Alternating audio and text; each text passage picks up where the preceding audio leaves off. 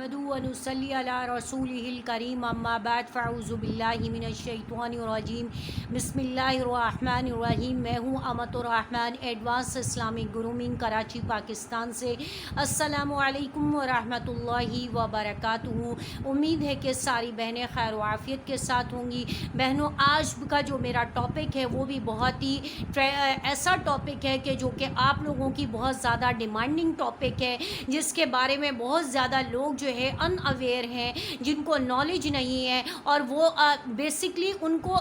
मरहूमीन के बारे में तो आप छोड़ें, उनको अपने बारे में भी नॉलेज नहीं है कि ये हमारे लिए कितनी मोस्ट इम्पॉर्टेंट इबादत है। और अल्लाह ताला ने जिन दिनों में, मैंने पहले भी आप लोगों को अर्ज़ किया था कि अल्लाह ताला के यहाँ जो महीने होते हैं, जो माह कहलाते हैं, अरबी के जो महीने होते हैं, मुहर्रम है, सफ़र है, रबीउल अव्वल है, तो इससे अल्लाह ने हर महीने के अंदर कोई ना कोई एक ऐसी चीज़ रखी है, कोई ऐसी इबादत रखी है जो अल्लाह को उस महीने में सबसे ज़्यादा, तमाम इबादतों में सबसे ज़्यादा महबूब होती है। तो आज जो मैं जिस टॉपिक पे बात कर रही हूँ वो चूँकि ज़िलक़ादा का महीना चल रहा है, ये हज का महीना कहलाता है। और इस महीने से हाजी जो है वो बैतुल्लाह के हज का तवाफ़ करते हैं और बैतुल्लाह के हज के लिए जाते हैं। तो आज इसी से रिलेटेड है कि कुर्बानी जो है वो किन लोगों को करनी चाहिए, आया जिंदों के लिए, किन लोगों के लिए, जिंदों में कौन कौन कुर्बानी का मुस्तहिक है और किसके लिए वाजिब है, और इसके अलावा मरहूमीन के लिए भी कुर्बानी करना चाहिए या नहीं चाहिए। आज मैं इस टॉपिक पे बात कर रही हूँ क्योंकि अक्सरियत हम में से बहुत सारे लोग हैं जो जिंदा हैं, जो हयात हैं, वही अपनी कुर्बानी नहीं करते हैं, जबकि उनके ऊपर कुर्बानी करना वाजिब होता है। एक बात हो गई। दूसरी बात यह है कि वो खुद तो अगर उनमें से कोई एक आध कर भी लेता है तो उसको ये बात पता ही नहीं है कि उनके वालिदैन जो दुनिया से जा चुके हैं, जो मरहूमीन बन चुके हैं, उनकी तरफ से भी कुर्बानी होती है और उनकी तरफ से भी कुर्बानी करनी चाहिए और उसको उनका अजर मिलता है। इसके अलावा जो तीसरी बात है वो कि आया हम रसूलुल्लाह सल्लल्लाहु अलैहि वसल्लम के लिए भी कुर्बानी कर सकते हैं या नहीं। चौथी बात यह है कि क्या आया हम अल्लाह ताला के लिए भी कुर्बानी कर सकते हैं या नहीं। पांचवी बात यह है कि क्या हम अज़वाज मुताहरात, सहाबा इकराम और सहाबियात के लिए भी कुर्बानी कर सकते हैं या नहीं। आज का जो हमारा लेक्चर है, आज का जो हमारा टॉपिक है, इन तमाम हमारे पॉइंट्स को जो है वो कवर करेगा। वीडियो को देखिएगा, गौर से सुनिएगा। ये बहुत ज़्यादा आपके जहन में शायद इससे पहले ये सवालात नहीं हो,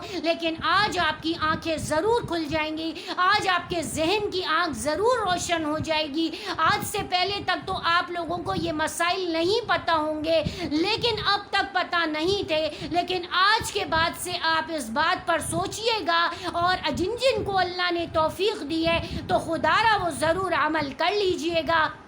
अमल के लिए आपने क्या करना है, सबसे पहले तो मैं आपको ये बात बता दूं कि आपने सबसे पहले अपने बारे में सोचना है कि आप आया साहिब ज़कात हैं या नहीं हैं। अगर तो आप साहिब ज़कात हैं तो आप साहिब कुर्बानी भी हैं। आपके ऊपर जैसे ज़कात वाजिब है, इसी तरह कुर्बानी भी आपके ऊपर वाजिब है और कुर्बानी का हुक्म आपके ऊपर वाजिब के दर्जे में है। एक बात समझ लीजिए, ठीक हो गया। इसके बाद दूसरी बात की तरफ बढ़ते हैं कि आया आप अपने अलावा अपने मरहूमीन की कुर्बानी करना चाहते हैं, आपके पास पैसा है, आप अफोर्ड कर सकते हैं, तो आया शरीयत उसके बारे में क्या कहती है, आज मैं आपको उसके बारे में बता देती हूँ कि अगर जो लोग साहिब हैसियत हैं और वो कर सकते हैं, वो अफोर्डिंग हैं, तो वो सबसे पहले तो अपनी कुर्बानी के बाद, अपनी कुर्बानी उनके ज़िम्मे ज़रूरी है। अपनी कुर्बानी के बाद आपके जो मरहूमीन हैं,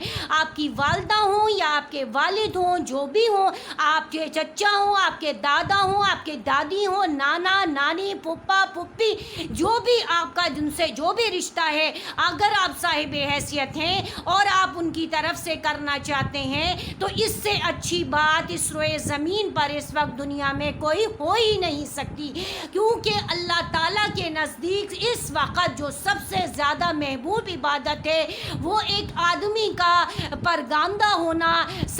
ننگے سر ننگے پاؤں لبیک اللہم لبیک کی صدائیں لگاتے ہوئے آنن فانن بالکل پاگلوں کی طرح، دیوانوں کی طرح، مجنونوں کی طرح اس کو اپنی بھوک سے، پیاس سے، اپنی بشی تقاضے سب کو چھوڑ کر کے وہ صرف کہہ رہے لبیک اللہم لبیک، اللہ میں حاضر ہوں، اے اللہ میں حاضر ہوں۔ تو اللہ کو بڑا پیار آتا ہے، اللہ کو بڑا ترس آتا ہے، اللہ کی رحمت جوش میں آتی ہے، اللہ اس کو قبول کرتے ہیں، اس کی دعاؤں کو، اس کی پکار کو کہتے ہیں کہ بندے میں تیری بات کو سن رہا ہوں۔ اللہ سنتے ہیں اس کی بات کو، اللہ جواب دے رہے ہوتے ہیں، اللہ ہم سے بہتر مخلوق فرشتوں پر فخر فرما رہے ہوتے ہیں اور کہتے ہیں دیکھو میرا کتنا پیارا بندہ ہے، کتنا خوبصورت ہے، کتنے خوبصورت انداز میں مجھے پکار رہا ہے، اس کو کس چیز نے مجبور کیا ہے، اس کے پاس ساری دنیا کی ہر خوشی ہے، ہر بلیسنگ ہے،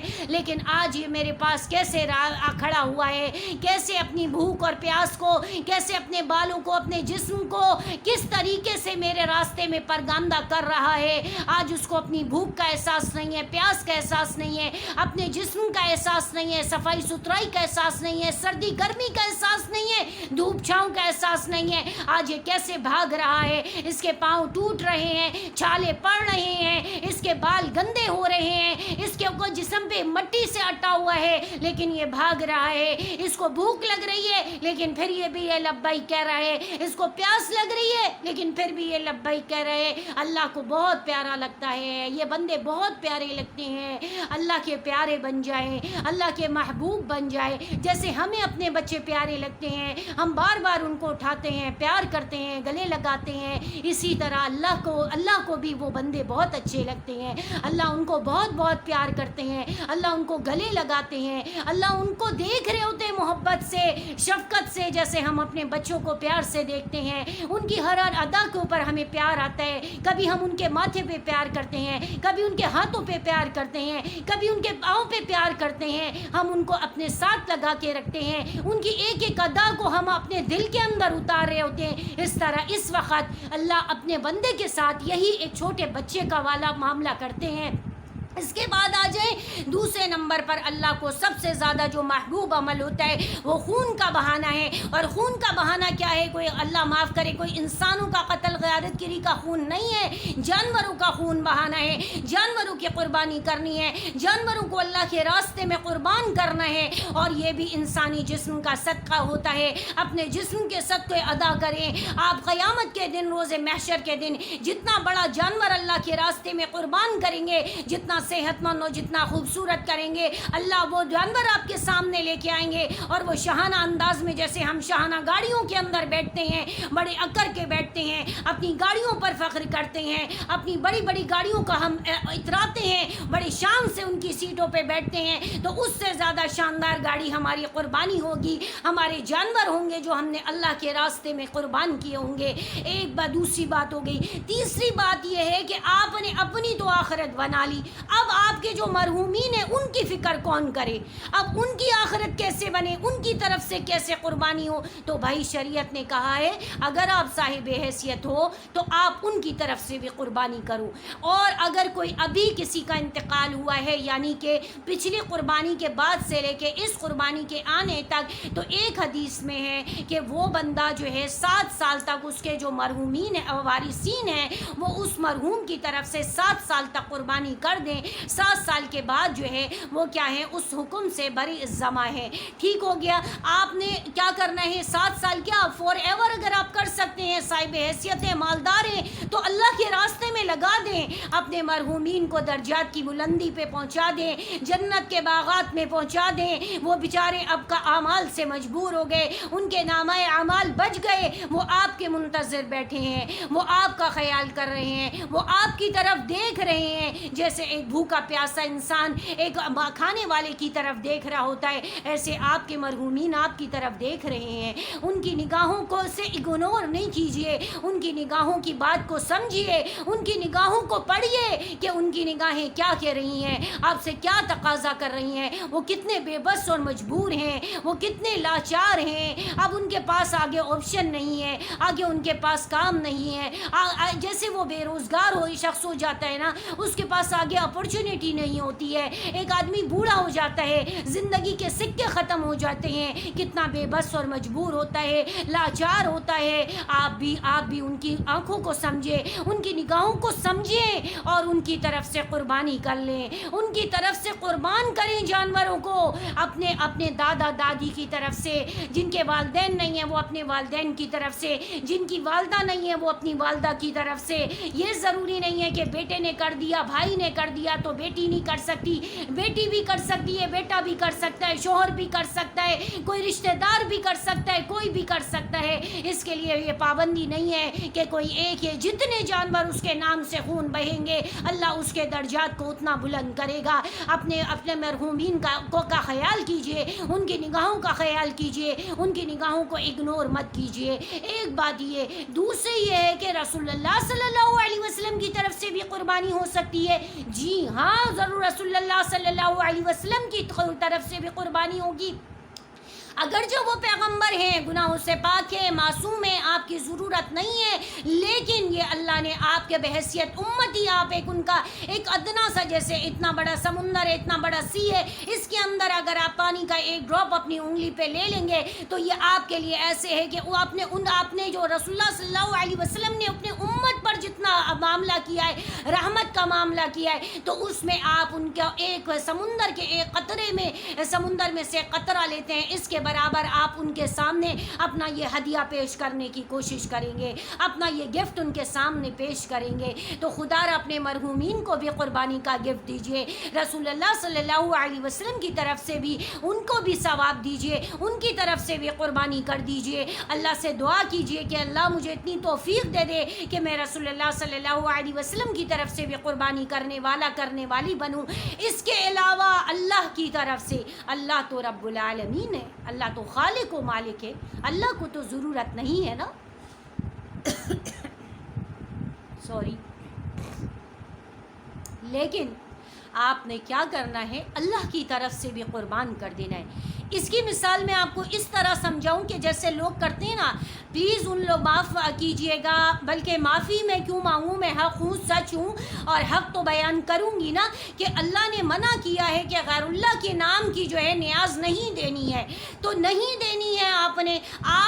اللہ کے نام پر, اللہ کے نام سے قربانی کرنی ہے. اب جو لوگ محرم کے کھچڑے پکاتے ہیں, 15 شعبان کے حلوے بناتے ہیں, شربتیں بناتے ہیں, نظر نیاز کرتے ہیں, تو ان لوگوں کو بہت برا لگے گا, لیکن برا نہیں مانیے. حق اور سچ ہے, ہم سارے علماء کرام اور حق اور سچ کی جنگ لڑتے رہیں گے, آپ لوگوں کو حق اور سچ کی تعلیم دیتے رہیں گے, تلقین کرتے رہیں گے کہ کسی کے نام کی نیاز نہیں ہوتی ہے سوائے اللہ کے, کسی کے نام کا چڑھاوا اور درگاہیں نہیں ہوتی ہیں سوائے اللہ کے. اگر آپ کو دینی ہے, اگر آپ کو نکالنا ہے تو اللہ کے راستے میں نکالیں, کھانا دینا ہے تو اللہ کے راستے میں نکالیں, اللہ کے نام سے نکالیں, رسول اللہ صلی اللہ علیہ وسلم کے نام سے نکالیں, آپ کو آٹومیٹکلی ثواب ملے گا. اس کے بعد آپ یہ نیت کر لیں کہ اللہ میں فلاں جو میری والدہ ہیں, میرے والد ہیں, میرے دادا ہیں, میری دادی ہیں, میرے نانا ہیں, میری نانی ہیں, میرے چچا ہیں, میرے پھپھا ہیں, میرے خالو ہیں,